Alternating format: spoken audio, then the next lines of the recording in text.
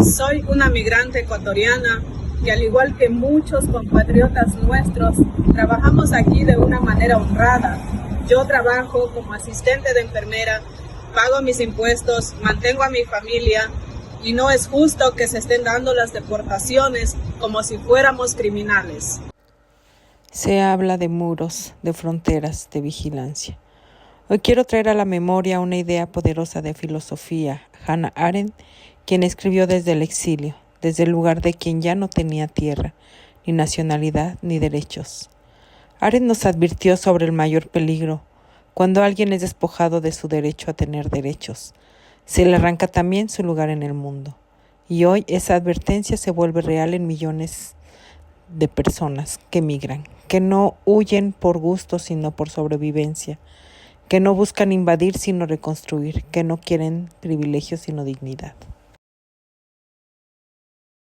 ¿Cómo fue el Darién? ¿Cómo fue Ay, no, para mí fue horrible. Horrible eso. Hay mucha gente mala ahí. Roban, secuestran a los niños, violan. Violaron a una niña de 13 años en esa selva. Eso es horrible. ¿Vieron muertos? No. ¿Han Nosotros, escuchado gracias a Dios, no vimos muertos. Pero hay gente mala ahí. ¿Cómo la ven ustedes? Llegar a Estados Unidos es complicado todavía, está lejos. Es difícil llegar a Estados Unidos. Y el riesgo que tenemos. ¿Qué apoyos han recibido acá? Nos han tratado bien, buenísimo. Nos han dado de todo, comida, medicina para los niños, de todo. ¿Ya se sienten un poco más a salvo? Ay, sí. Gracias a Dios. ¿Cómo te llamas, mija? Rosemary Hernández. Rosemary Hernández. O sea, ¿qué escuchó? ¿Qué sabe usted? ¿Qué vio usted del Darién?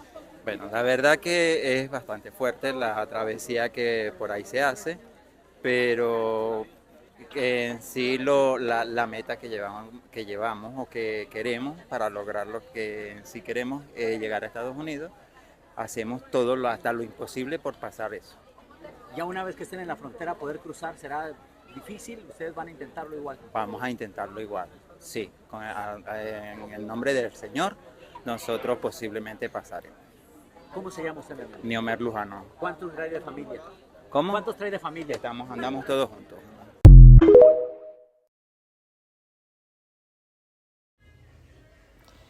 La migración no es nueva, pero las condiciones que la acompañan en la actualidad han adquirido una violencia más sutil y estructural.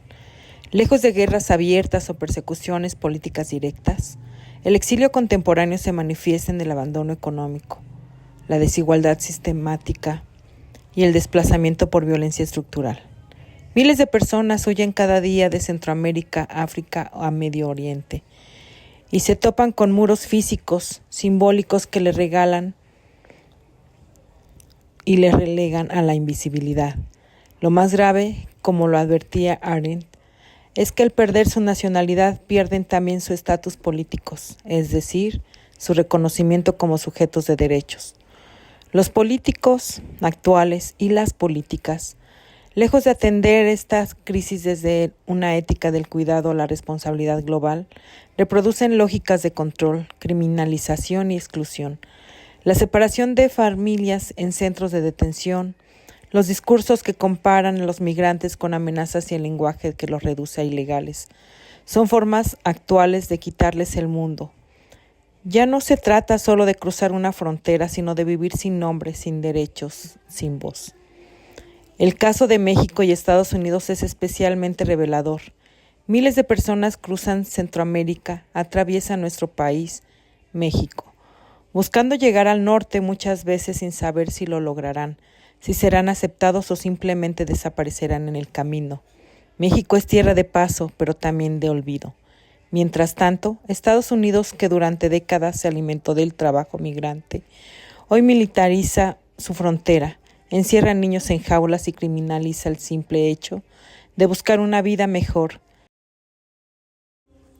Se habla de ilegales, pero nadie lo es por existir. Ningún ser humano es ilegal. En el corazón de esta crisis migratoria, México se ha convertido en escenario, en tránsito y en frontera. Para miles de migrantes centroamericanos, cruzar nuestro país representa un viaje de supervivencia. Atravesar selvas, desiertos, trenes y extorsiones. Pero también significa atravesar un país que aunque comparte lengua, historia y pobreza con ellos, ha normalizado el abandono y el maltrato a los cuerpos que vienen del sur. Durante mucho tiempo México fue un país de salida. Millones de personas migraron hacia Estados Unidos en busca de trabajo, seguridad y dignidad. Sin embargo, en los últimos años, México se ha transformado en un país de tránsito y también de contención. Hoy, miles de personas, en su mayoría provenientes de Centroamérica, del Caribe y Sudamérica, cruzan nuestro territorio con la esperanza de alcanzar el norte. Lo hacen a pie, en tren, en autobús, clandestinos o por rutas peligrosas. Pero el trayecto por México, lejos de ser un camino hacia la libertad, se ha convertido en un recorrido de violencia, extorsión y miedo. Y es que México ha aceptado de manera tácita o formal el rol de frontera extendida de Estados Unidos, con el pretexto de cooperación migratoria y bajo la presión económica del gobierno estadounidense. México ha desplegado la Guardia Nacional en sus fronteras sur y ha aumentado la detención de migrantes y ha endurecido los controles migratorios. Se han instalado estaciones migratorias saturadas donde las condiciones de vida no siempre respetan los derechos humanos. Se han bloqueado caravanas, dispersado campamentos y deportado personas sin que se respeten los debidos procesos. Incluso niños han sido devueltos a contextos violentos sin acompañamiento ni protección. Todo esto ocurre mientras el discurso oficial insiste en que se protege la soberanía y se garantiza una migración ordenada. Pero detrás de esa retórica lo que vemos son rostros cansados, cuerpos golpeados y sueños atrapados, entre fronteras que no reconocen la dignidad humana. México, país de exiliados históricos, tierra de acogida en otros tiempos, hoy repite los mismos mecanismos de exclusión que antes condenó. No solo por miedo a perder acuerdos económicos, sino por haber normalizado una visión en la que el migrante no es un hermano, sino un problema. La pregunta es dolorosa pero necesaria. ¿Cómo puede un país que ha visto partir a tantos de sus hijos negar el paso a otros que huyen por las mismas razones? Las llamadas caravanas de migrantes que cruzaron el país con la esperanza en la mirada y el barro en los pies, encontraron tanta solidaridad como violencia, grupos criminales, redes de trata, policías corruptos e indiferentes. Todos han sido parte de un camino que no siempre lleva al norte sino al olvido. Y es que México también ha aprendido a mirar hacia otro lado. Se convirtió en el tercer país seguro, aunque ha sido verdaderamente seguro ni para sus propios habitantes. Mientras tanto, en la cima de ese largo trayecto, Estados Unidos ha endurecido sus fronteras, pero también su corazón. Las políticas migratorias no solo levantan muros físicos, construyen muros de desconfianza, de miedo y de exclusión. En los últimos años las redadas migratorias se han intensificado. Supermercados, escuelas, iglesias, centros de trabajo, lugares cotidianos donde los inmigrantes han hecho su vida, son hoy escenario de terror. Los agentes del ICE, vestidos de autoridad y cargados de discursos de seguridad nacional, irrumpen en comunidades latinas como si trataran de criminales de guerra.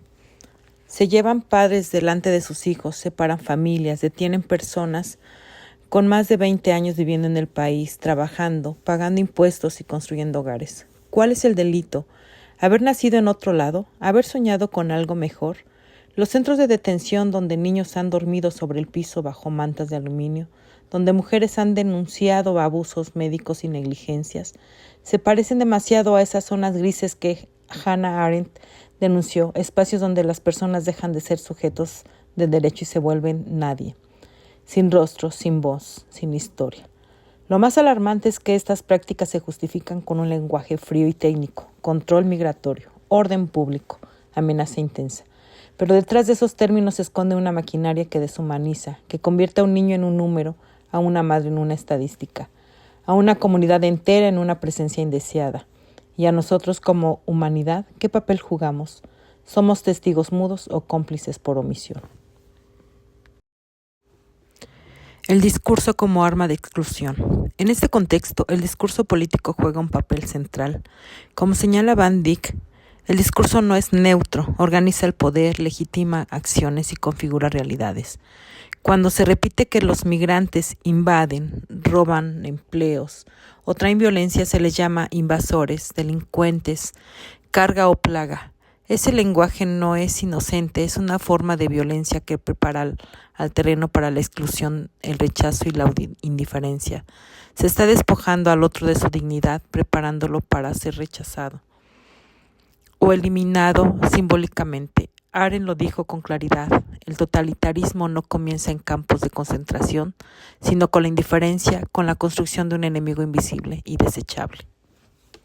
Hannah Arendt decía que el totalitarismo no empieza con armas, sino con ideas que convierten a las personas en nadie. Y cuando un migrante deja de ser visto como un ser humano, se convierte en una sombra, un cuerpo sin historia, una voz sin eco, un ser sin mundo. El lenguaje es entonces un campo de batalla, puede ser una herramienta de empatía o una trinchera de miedo. Si no se cuestiona, si no se interrumpe, se convierte en constante, con el tiempo en norma. Hoy quiero que nos preguntemos algo simple pero profundo. ¿Qué tan roto está un mundo que no puede ofrecerle un lugar a quienes lo necesitan? ¿De qué sirve tener naciones, leyes y banderas si todo eso se levanta a costa de negarle a otro el derecho a vivir? No se trata solo de abrir fronteras, se trata de abrir conciencia, de dejar de ver a la migración como un problema y empezar a verla como lo que realmente es, una consecuencia del abandono y una oportunidad de reconstruirnos como humanidad. Volver a Arendt no es una nostalgia académica, es un acto político urgente. Su pensamiento nos interpela no para lamentarnos del pasado, sino para actuar en el presente. La migración no debería abordarse como un problema, sino como una responsabilidad compartida. Cada migrante representa una historia de pérdida, sí, pero también de resistencia. Negarles un lugar es negarnos a nosotros mismos como humanidad. El derecho a tener derechos comienza con el reconocimiento del otro como legítimo, como igual, como parte del mismo mundo. Solo así recuperaremos el derecho más básico, el de vivir con dignidad, en un mundo común. Hoy quiero que nos preguntemos algo simple pero profundo. ¿Qué tan roto está un mundo que no puede ofrecer un lugar a quien lo necesita? ¿De qué sirve tener relaciones internacionales, leyes y banderas, si todo eso levanta a costa de negarle a otro el derecho a vivir? El derecho a tener derechos es lo más básico que podemos ofrecer como humanidad. Mientras eso no se garantice, ninguno de nosotros vivirá en un mundo completo.